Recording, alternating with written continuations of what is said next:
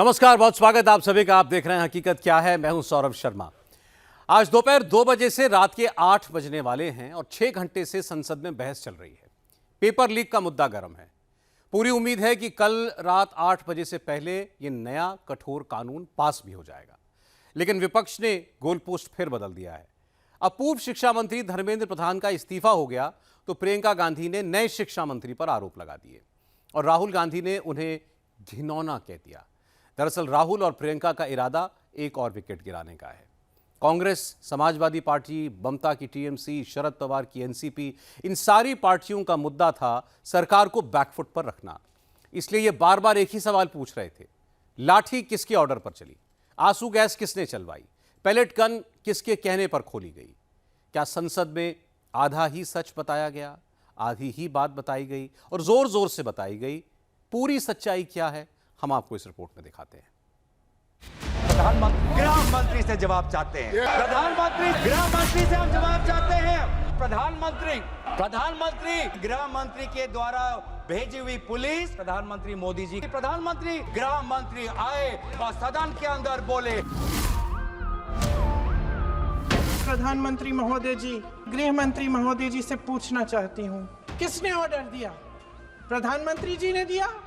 गृह मंत्री जी ने दिया? जवाब देंगे? राहुल की संसद वाली नई रणनीति, प्रधानमंत्री गृह मंत्री की घेराबंदी, मोदी सरकार में नंबर 1, शाह सरकार में नंबर 2, धर्मेंद्र प्रधान के बाद अब इन दोनों पर राहुल के विपक्ष के ताबड़तोड़ हमले शुरू।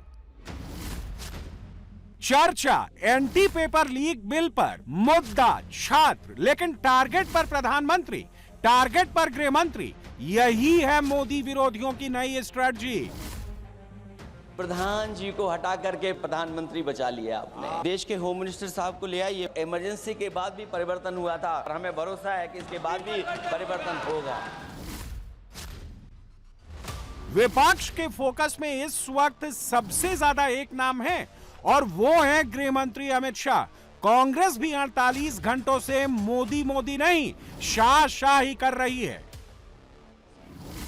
अमित शाह पर हमले के लिए विपक्ष का मोटिव क्या है, विपक्ष का एजेंडा क्या है, विपक्ष का नैरेटिव क्या है? विपक्ष 20 जुलाई और उसके बाद जंतर मंतर पर हुए घटनाक्रम के लिए शाह को जिम्मेदार क्यों ठहरा रहा है? राहुल, अखिलेश, ममता की पार्टी शाह से सवाल जवाब क्यों कर रही है?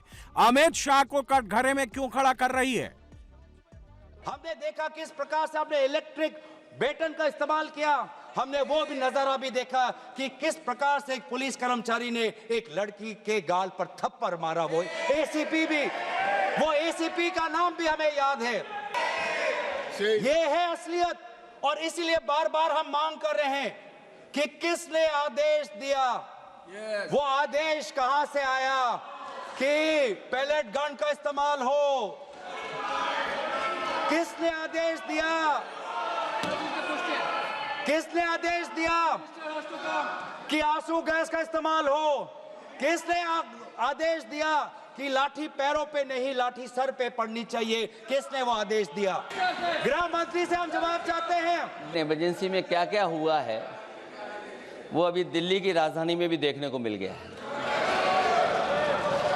आंसू के गैस के गोले और लकड़ी में लगा हुआ कुछ कील का और कांटे की चीजें, उस समय करंट नहीं लगाया जाता था, इस बार करंट लगाया गया।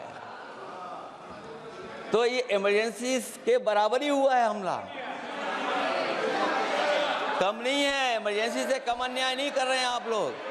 और याद करिए अध्यक्ष महोदय, अगर इमरजेंसी इन्हें याद आ गई है, अगर इमरजेंसी अध्यक्ष महोदय इन्हें याद आ गई है तो इमरजेंसी के बाद भी परिवर्तन हुआ था और हमें भरोसा है कि इसके बाद भी परिवर्तन होगा। देश के युवाओं पर पैलेट गन्स और AK-47 चलवाने की क्या आवश्यकता थी? क्या वे आतंकवादी थे? क्या आतंकवादी हैं? टेररिस्ट हैं? हाँ, कांग्रेस बोल रही है। हाँ, कांग्रेस बोल रही है। जवाब दीजिए, जवाब दीजिए। केसरिया से मन जोगी हुआ रे, दिल झूमे देखो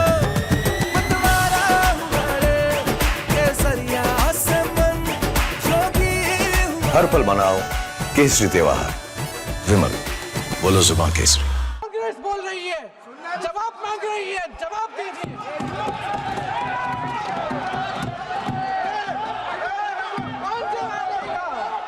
कौन जवाब देगा? गृह मंत्री जी जवाब देंगे। किसने ऑर्डर दिया? किसने ऑर्डर दिया पैलेट गन्स चलाने के लिए? किसने ऑर्डर दिया? किसने ऑर्डर दिया? प्रधानमंत्री जी ने दिया? गृह मंत्री जी ने दिया? जवाब देंगे। पूरा देश पूछ रहा है, सिर्फ कांग्रेस पार्टी नहीं पूछ रही है, पूरा देश पूछ रहा है। अमित शाह चुप नहीं बैठेंगे, शाह करारा जवाब देंगे। गृह मंत्री ने पूरी तैयारी कर ली। 20 जुलाई और उसके बाद की एक एक मिनट की रिपोर्ट शाह को मिल गई है। अब अमित शाह आधी अधूरी नहीं, पूरी बात बताएंगे। लाठी चार्ज हुआ तो लाठी चलने से पहले क्या हुआ, शाह देश को बताएंगे। आंसू गैस के गोले चले तो गोले चलने से पहले क्या हुआ था, शाह इसका भी खुलासा करेंगे। ना लाठी चार्ज की, ना आंसू गैस की, ना पैलेट गन की, कोई भी बात छिपाई नहीं जाएगी। 20 जुलाई और उसके बाद का पूरा घटनाक्रम मिनट टू मिनट की डिटेल के साथ बताया जाएगा।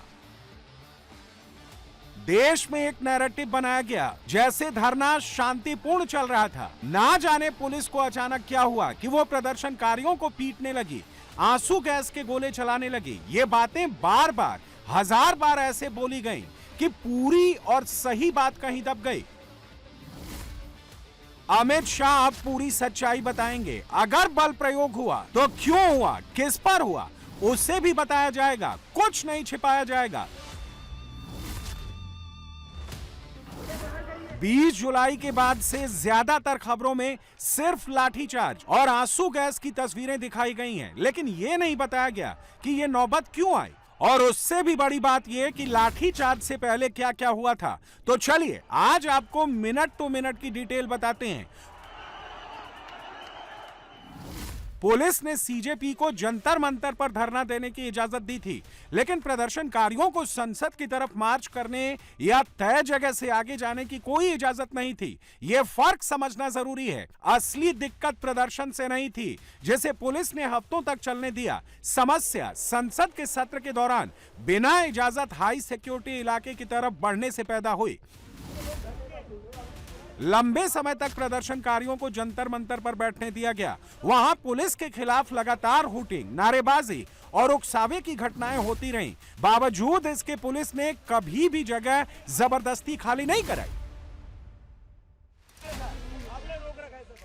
यही बात दिखाती है कि पुलिस ने जल्दबाजी नहीं की, क्योंकि हालात बिगड़ने से पहले यह जगह लंबे समय तक शांति से चलती रही। सवाल है कि जिस दिन बात बिगड़ी उस दिन क्या हुआ। चलिए एक एक करके पूरा सीक्वेंस आपको दिखाते हैं। सबसे पहले रायसीना रोड पर संसद के बेहद नजदीक प्रेस क्लब के पिछले रोड का यह फ्रेम देखिए। 20 जुलाई दोपहर 12:35 पर प्रदर्शनकारियों की भीड़ ने यहां बैरिकेड्स तोड़कर संसद की तरफ जाने की कोशिश की। पुलिस ने कोई लाठीचार्ज नहीं किया, पुलिस हाथों से रोकती रही, लेकिन छात्रों के बीच में घुसे अराजक तत्वों ने उपद्रव शुरू कर दिया और पार्लियामेंट स्ट्रीट पर लगाए गए पुलिस के पहले बैरिकेड को तोड़ दिया। सबसे पहले जहां पर भीड़ बहुत ज्यादा थी और संसद की तरफ बढ़ने की कोशिश की, वो जगह थी रायसीना रोड। रायसीना रोड यानी कि यूथ कांग्रेस के ऑफिस से थोड़ा आगे। सीसीटीवी फुटेज जो आप अपने टेलीविजन स्क्रीन पर देख रहे हैं, यहां पर दिख रहा है कि इस बोर्ड से पहले बैरिकेड्स लगे हुए थे। बड़ी संख्या में जो प्रदर्शनकारी थे वो इकट्ठा हुए। दोपहर 12:35 की ये सीसीटीवी फुटेज है, उनको रोका गया। अगले ही 1 मिनट बाद यानी कि 12:36 पे बैरिकेड तोड़ते हुए सभी प्रदर्शनकारी प्रेस क्लब की तरफ से आगे की तरफ संसद भवन की तरफ बढ़े, जिनको पुलिस ने आगे मुश्किल से रोका और वहां से रफी मार्ग उन्हें डाइवर्ट कर दिया, जहां से वो लोग पार्लियामेंट स्ट्रीट पुलिस स्टेशन की तरफ बढ़े और वहां पर भी पुलिस और प्रदर्शनकारी आमने सामने थे। पुलिस ने कई बार मौके पर और लाउडस्पीकर से प्रदर्शनकारियों से कहा कि वो तय जगह के अंदर ही रहें और संसद की तरफ ना बढ़ें, लेकिन प्रदर्शनकारियों की भीड़ में छात्र बनकर छिपे उपद्रवियों ने एक न सुनी और वो आकाशवाणी गोल चक्कर, संसद मार्ग गोल चक्कर, आकाशवाणी, पीटीआई होते हुए संसद के बैक गेट पर जाने की कोशिश करने लगे। भीड़ दो तरफ से आई, संसद मार्ग और महादेव रोड से। पुलिस ने तब भी बल प्रयोग नहीं किया, उल्टे पुलिस को छात्रों की भीड़ में छुपे उपद्रवियों ने टारगेट किया। 12:37 पर रायसीना रोड से जब प्रदर्शनकारी संसद की तरफ आगे बढ़े तो रफी मार्ग होते हुए वो सीधा अशोक रोड, संसद मार्ग के गोल चक्कर पर इकट्ठा हो गए। जो दूसरी तस्वीर हम आपको दिखा रहे हैं वो इसी गोल चक्कर की है, जहां पर एक तरफ अशोक रोड है तो वहीं दूसरी तरफ संसद मार्ग यानी कि पार्लियामेंट स्ट्रीट थाने जाने वाला रोड और जंतर मंतर जाने वाला रोड है। प्रदर्शनकारी इस पूरे गोल चक्कर पर इकट्ठा हो गए और यहां पर इकट्ठा होकर उन्होंने एक तरफ पार्लियामेंट स्ट्रीट थाने को घेरने की कोशिश की तो वहीं दूसरी तरफ जो संसद मार्ग है अशोक रोड से, जहां पर आगे आकाशवाणी का दफ्तर है, पीटीआई का दफ्तर है और संसद का पिछला गेट है, आरबीआई बैंक है, इस रोड पर चारों तरफ से प्रदर्शनकारी पहुंचे, जिसमें एक अशोक रोड है और एक महादेव रोड। दोनों तरफ से प्रदर्शनकारी इकट्ठा हुए और यहां से भी बैरिकेड को तोड़ते हुए संसद भवन जाने की कोशिश की। पुलिस कर्मियों ने, आरएएफ के लोगों ने उनको रोकने की कोशिश की, लेकिन प्रदर्शनकारी हैं वो इतनी बड़ी तादाद में थे कि उनको रोकना संभव नहीं था, क्योंकि पुलिस को स्ट्रिक्ट एक्शन लेने के आदेश नहीं थे। अब लोकेशन नंबर 3 देखिए, ये पार्लियामेंट स्ट्रीट पुलिस स्टेशन की तस्वीरें हैं। पुलिस बैरिकेड पकड़ के खड़ी है, लेकिन भीड़ इतनी बेकाबू हो चुकी थी कि पुलिस को धक्का देते हुए, बैरिकेडिंग नीचे गिराते हुए संसद की ओर बढ़ गई। तस्वीरों में साफ दिख रहा है पुलिस ने कोई लाठीचार्ज नहीं किया। प्रदर्शन का केसरिया से मन जोगी हुआ रे, दिल झूमे देखो मतवारा हुआ रे, केसरिया से मन जोगी हुआ। हर पल मनाओ केसरी त्योहार, विमल बोलो जुबान केसरी। सारी छात्रों के भीड़ में छिपे उपद्रवी इसी लोकेशन पर पीछे की ओर मौजूद सरकारी बिल्डिंग्स में घुस गए और पुलिस वालों पर गमले, ईंट पत्थर से हमला शुरू कर दिया। हालात काबू में करने के लिए पुलिस को यहां पर आंसू गैस के गोले छोड़ने पड़े। अगर पुलिस ऐसा ना करती तो प्रोटेस्टर्स संसद भवन में घुस जाते। 1 बजे के आसपास 20 जुलाई को प्रदर्शनकारी पार्लियामेंट स्ट्रीट पुलिस स्टेशन के पास पहुंच गए थे और संसद मार्ग जाने वाले इस पूरे रास्ते पर प्रदर्शनकारी मौजूद थे, जो कि सीसीटीवी कैमरे में देखा भी जा सकता है। यहां पर पार्लियामेंट स्ट्रीट पुलिस स्टेशन के बाहर जितने भी बैरिकेड थे उनको गिरा दिया गया था। इसके साथ ही आसपास की कुछ इमारतों से गमले जो हैं वो भी बाहर सड़कों पर पुलिसकर्मियों पर फेंके गए थे। प्रदर्शनकारी लगातार ये चाह रहे थे कि वो बैरिकेड्स तोड़कर आगे संसद मार्ग की तरफ जा पाएं। उसी दौरान पुलिस ने आंसू गैस के गोले छोड़े, प्रदर्शनकारियों को यहां से खदेड़ा, जिसके बाद प्रदर्शनकारी सीधा आगे टॉलस्टॉय मार्ग पर इकट्ठा हो गए और वहां से कनाट प्लेस में भी जमकर पुलिस और प्रदर्शनकारियों का आमना सामना हुआ। अब आपको टॉलस्टॉय मार्ग की तस्वीरें दिखाते हैं। ये मार्ग इसलिए अहम है क्योंकि इसके पीछे जंतर मंतर का बैक हिस्सा है। जब लगभग शाम 3:30 से 4 बजे के आसपास प्रदर्शनकारियों की भीड़ को पुलिस ने अशोक रोड, संसद मार्ग से तितर बितर कर दिया था, तब ये भीड़ टॉलस्टॉय मार्ग होते हुए कनॉट प्लेस पहुंची, जहां छात्रों के बीच छुपे आपराधिक प्रवृत्ति के लोगों ने पुलिस की पीसीआर वैन तोड़ी, पुलिस पर पेपर स्प्रे से हमला किया। दिल्ली पुलिस के जवानों को घेर कर बेरहमी से पीटा गया। दिल्ली पुलिस के कई एसीपी, आरएएफ के कई जवान और इंस्पेक्टर घायल हो गए। पुलिस ने फिर भी पूरा संयम बरता, सिर्फ हल्का लाठीचार्ज करके भीड़ को वहां से हटाया या फिर आंसू गैस के गोले छोड़े। अगर पुलिस ऐसा ना करती तो 20 जुलाई को संसद भवन के भीतर कोई भी अनहोनी हो सकती थी। 20 जुलाई को जब अशोक रोड और संसद मार्ग से प्रदर्शनकारियों को संसद भवन तक नहीं जाने दिया गया, आंसू गैस के गोले छोड़े गए और प्रदर्शनकारियों को हटाया गया, तो वो सभी प्रदर्शनकारी जंतर मंतर के पास बने टॉलस्टॉय मार्ग पर इकट्ठा हुए। यहां से एक रास्ता जनपद की तरफ जाता है, एक रास्ता कनाट प्लेस की तरफ जाता है। सभी प्रदर्शनकारी क्योंकि संसद भवन से दूर कर दिए गए थे, तो सभी टॉलस्टॉय मार्ग होते हुए जनपद और कनाट प्लेस के इलाकों में पहुंचे और वहां पर भी हिंसा की तस्वीर देखने को मिली, जिसमें पुलिसकर्मी, खास तौर पर आरएएफ के जो पुलिसकर्मी थे, उनके ऊपर स्प्रे किया गया। न केवल स्प्रे किया गया बल्कि पुलिसकर्मियों की गाड़ियों के अंदर तोड़फोड़ की गई। पुलिस पर जानलेवा हमलों का जो दृश्य 20 जुलाई को दिखाई दिया, वही दृश्य 22 जुलाई को भी दिखाई दिया। रात के अंधेरे में छात्रों के बीच मौके का फायदा उठाकर दाखिल हुए अराजक तत्वों ने आरएएफ के कई जवानों को लहूलुहान कर दिया। एसीपी विवेक भगत पर जानलेवा हमला किया। आरएएफ और पुलिस के जवान किसी तरह अपनी जान बचाने में कामयाब हो पाए। 22 और 23 जुलाई को भी इसी टॉलस्टॉय मार्ग से होता हुआ सीधा रास्ता जो कि कनॉट प्लेस की तरफ जाता है, इस रोड पर भी कुछ एसीपी इंस्पेक्टर के साथ मारपीट की गई और आरएएफ के कुछ कर्मचारियों के साथ भी काफी ज्यादा मारपीट की गई और खुद दूसरी डिस्ट्रिक्ट के डीसीपीज ने अपने घायल एसीपी और आरएएफ के कर्मचारियों को भीड़ से बचाया। यानी 20 जुलाई के नए वीडियो से क्लियर है कि हजारों की भीड़ अलग अलग रूट से संसद की तरफ बढ़ने की कोशिश कर रही थी। पुलिस को प्रदर्शनकारियों पर सख्ती के आदेश नहीं थे, लिहाजा यह पूरी हिंसा हुई।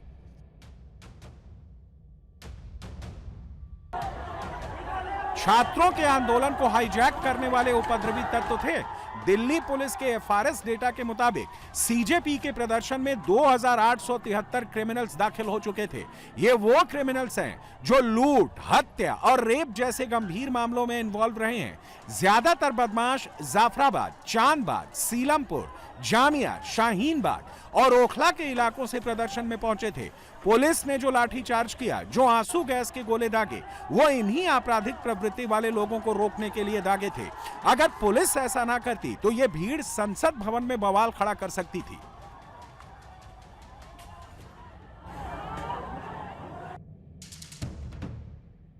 मोदी सरकार 20 जुलाई की सच्चाई खुलकर संसद में बताना चाहती है।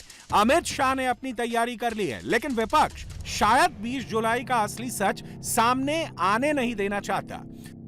जो बर्बरता देखी गई सड़कों पे, उसका बयान नहीं किया जा सकता है।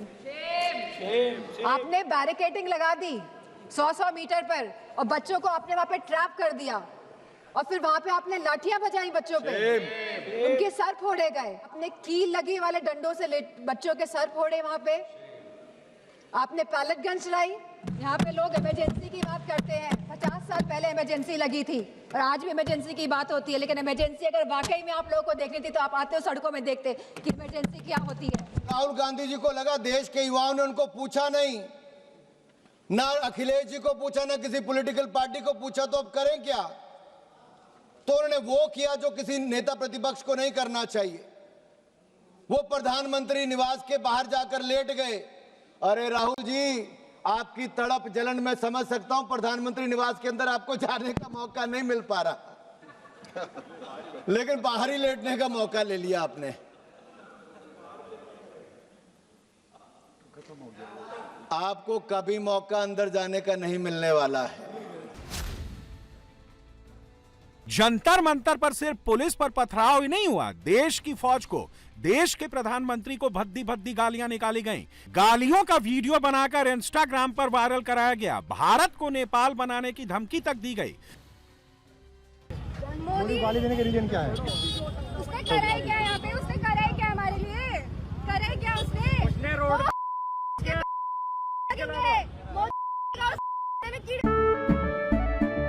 केसरिया से मन जोगी हुआ रे, दिल झूमे देखो मतवारा हुआ रे।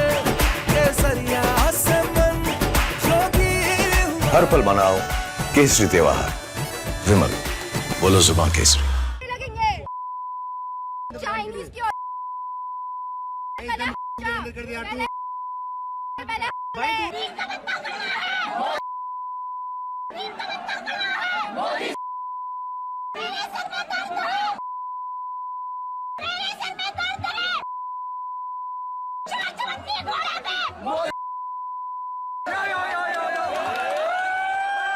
नरेंद्र मोदी है और कहना कोई ऑफेंस नहीं है। तो गाइस आप देख सकते हो ये मोदी की तेलवी का खाना है अगर किसी को एंजॉय करना हो तो यहाँ पर आ सकते हैं, समोसा खा सकते हैं।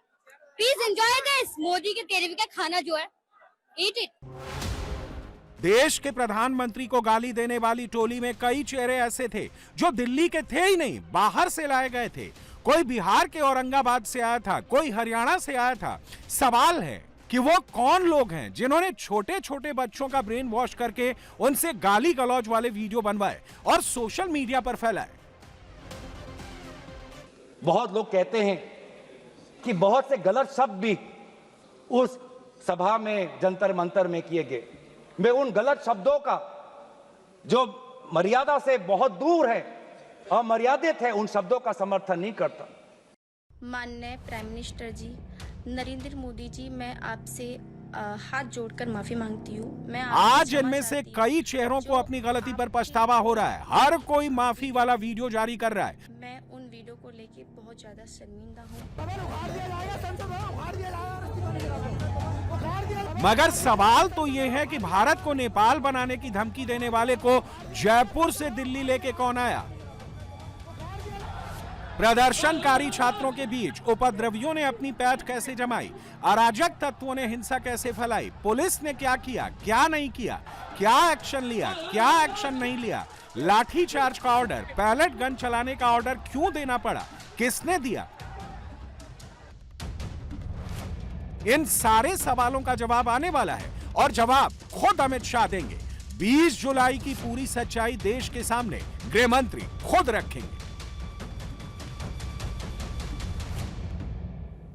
व्हाइट हाउस में थोड़ी देर के बाद ट्रंप और नेतन्याहू की मुलाकात होने वाली है। इसी मुलाकात से मिडिल ईस्ट का युद्ध तय होगा। ईरान ने भी युद्ध नीति बदल दी है। मुश्तबा ने होती, हिजबुल्लाह और हमास जैसे आतंकी संगठनों को मोर्चे पर आगे कर दिया है। अब ईरान और इजराइल फिर आमने सामने आ सकते हैं। लेकिन धड़कन सऊदी अरब की बढ़ी हुई है। क्यों? इस रिपोर्ट से समझिए। हूती का सऊदी अरब की तेल पाइपलाइन पर हमला।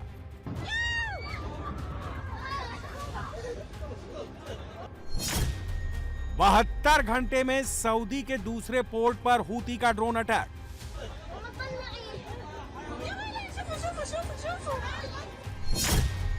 सऊदी अरब पर ईरान समर्थित आतंकी गुटों का डबल अटैक। अमेरिका ईरान की लड़ाई में अब सऊदी अरब पिस रहा है। ईरान अमेरिका युद्ध में बमबारी बंद होते ही सऊदी अरब पर हमलों की बाढ़ आ गई है। सऊदी को उत्तर दिशा से हूती मार रहे हैं, दक्षिण दिशा से इराक के शिया मिलिशिया ग्रुप मार रहे हैं। दोनों ही शिया आतंकी संगठनों को ईरान का सपोर्ट मिल रहा है। हूती एक हफ्ते से लाल सागर में सऊदी अरब के तेल जहाजों को उड़ा रहे थे। अब उन्होंने सऊदी अरब की सबसे बड़ी तेल पाइपलाइन यानबू को टारगेट किया है। यानबू पाइपलाइन पर हूतियों ने ड्रोन से हमले किए हैं। इन हमलों में हाईली एक्सप्लोसिव का इस्तेमाल किया गया है, जिसके बाद धुएं का ऊंचा गुबार आसमान में उठ रहा है। यह सऊदी अरब के पूर्वी रेगिस्तानी इलाके अल जुबैल से निकलने वाले तेल को दक्षिण में लाल सागर के किनारे यानबू बंदरगाह तक पहुंचाती है। इसे ईस्ट वेस्ट पाइपलाइन या पेट्रोलाइन भी कहा जाता है। यह पाइपलाइन 1200 किलोमीटर लंबी है। 70 लाख बैरल तेल डेली यानबू पोर्ट तक पहुंचाती है। इसमें 20 लाख बैरल लोकल रिफाइनरी को भेज दिया जाता है। 50 लाख बैरल लाल सागर के रास्ते यूरोप और दक्षिण एशिया को भेजा जाता है। सबसे बड़ी बात यह है कि पाइपलाइन हॉर्मुज को बाईपास करते हुए सऊदी अरब का तेल दुनिया के बाजार तक पहुंचाती है। सऊदी का तेल बाजार तक पहुंचने से रोकने के लिए उसकी सबसे बड़ी पाइपलाइन पर हमला कराया जा रहा है। लाल सागर के किनारे सऊदी अरब के 3 बड़े पोर्ट जिजान, जद्दा और यानबू हैं। ये पोर्ट लाल सागर के जरिए बाब अल मंदेब की खाड़ी और स्वेज नहर से जुड़े हुए हैं। सऊदी दोनों रास्तों से अपना तेल बाजारों में भेजता है। हूती और इराक के शिया मिलिशिया के हमलों से परेशान सऊदी किंग ने ट्रंप से मदद की गुहार लगाई है। सऊदी चाहता है कि जिस तरह अमेरिका ने हॉर्मुज में जंगी बेड़े भेजकर ईरान की तमाम किलर बोट्स और शिप को तबाह किया है, वैसे ही बाब अल मंदेब में वो अपने जंगी बेड़े भेजकर हूतियों को नेस्तोनाबूद करे। मगर संकट काल में ट्रंप और मुनीर ने सऊदी अरब को अकेले छोड़ दिया। मुनीर का IRGC के चीफ अहमद वाहिदी के कच्चे तेल को लेकर पैक्ट है, इसलिए वो सऊदी अरब को बातों में टरका रहा है। ट्रंप हॉर्मुज की तरह बाब अल मंदेब की खाड़ी में फंसना नहीं चाहते, जबकि उत्तरी अरब सागर और ओमान की खाड़ी में अमेरिका के 2 जंगी बेड़े USS अब्राहम लिंकन और USS जॉर्ज बुश तैनात हैं। इसके अलावा 13 guided missile destroyer, 1 guided missile cruiser और 1 एम्फीबियस असॉल्ट ग्रुप मौजूद है। हूती इनके सामने टिक नहीं पाएंगे। हालांकि हूतियों के पास हथियारों की कमी नहीं है, उनके जखीरे में 1000 से ज्यादा बैलिस्टिक मिसाइलें और एंटी शिप क्रूज मिसाइलें हैं। हूती की तूफान मिसाइल 1800 किलोमीटर तक मार कर सकती है।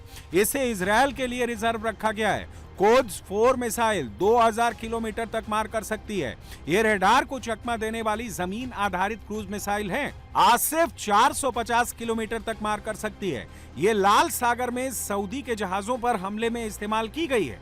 फिलिस्तीन 2 ये 2100 किलोमीटर तक मार कर सकती है। ये लंबी दूरी तक मार करने वाली बैलिस्टिक मिसाइल है। हूती के पास ड्रोन की अच्छी खासी रेंज भी है, जो सऊदी अरब और इजराइल तक मार कर सकते हैं। वायद ड्रोन 1500 से 2500 किलोमीटर तक जा सकते हैं। ये 30 से 50 किलो विस्फोटक ले जाने में सक्षम है। समद ड्रोन ये 1800 से 2500 किलोमीटर तक जा सकते हैं।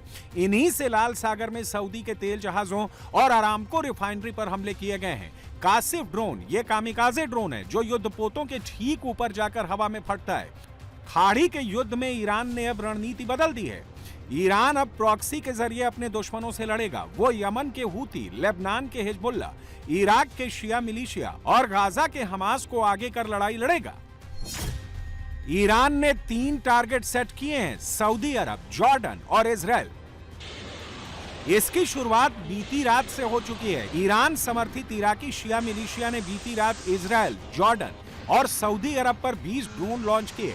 अगर ये पैटर्न जारी रहा तो इजराइल बहुत जल्द ईरान पर हमले कर सकता है। इजराइल के रक्षा मंत्री इजराइल काट्ज ने बड़ा धमाका किया।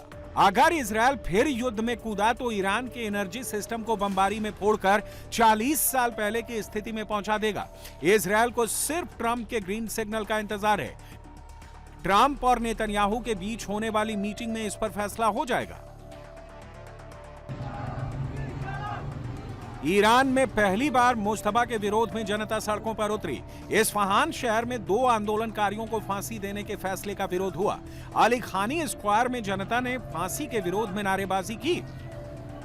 ईरान में अमीर हुसैन सफाई और अबोल फजल सिपाही को जनवरी में हुए दंगों के दौरान हिंसक प्रदर्शन के आरोप में फांसी दी गई। इस केस में 12 लोगों को अब तक फांसी की सजा सुनाई गई थी। 19 जुलाई को 2 और गुल मोहम्मद मोहम्मदी और इरफान असफिंदियारी को फांसी दी जा चुकी है। ईरान के पूर्व शाह के बेटे रेजा पहलवी ने ईरान में सत्ता परिवर्तन का फिर दावा किया है। ईरान में कई हथियार बंद गुट भी मुश्तबा के खिलाफ लामबंद हो रहे हैं। सिस्तान, बलूचिस्तान में ये गुट खुल्लम खुल्ला हथियार लहरा रहे हैं, जबकि कुर्द पहले से मौके की ताक में हैं, कब इस्लामिक रिजीम पर हमले शुरू करें।